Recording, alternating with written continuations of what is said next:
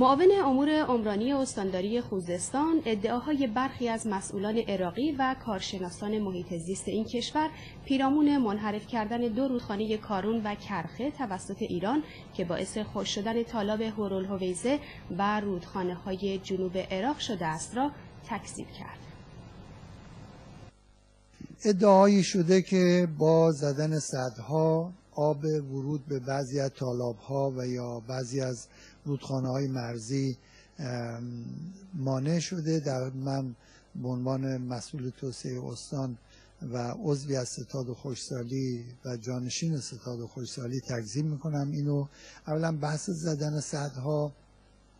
که از 10 سال قبل به دلیل پیشبینی بحران آب در آینده برای جهان تمام کشورهای دنیا از جمله ایران نسبت به احداث سدها اقدام کردند و این کار بسیار خوبی است، برای اینکه آبی که برجر نیاز است برای مصارف کشاورزی، شرب، صنعت و غیره چرا باید بره تو دریا؟ بخشش که ضرورت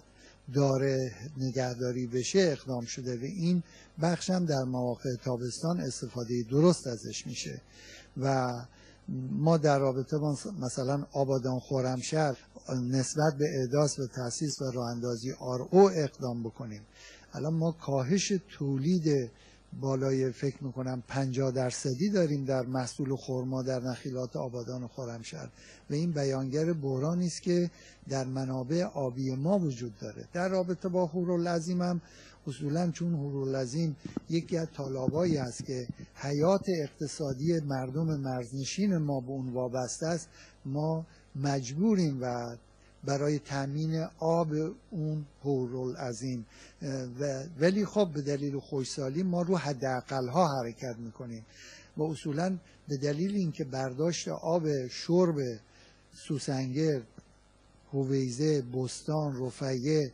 از همین رودخونه‌ها تامین میشه، این آب باید وجود داشته باشه تا امکان برداشت باشه و خود به خود مابقی این آب به تالاب ریخته میشه.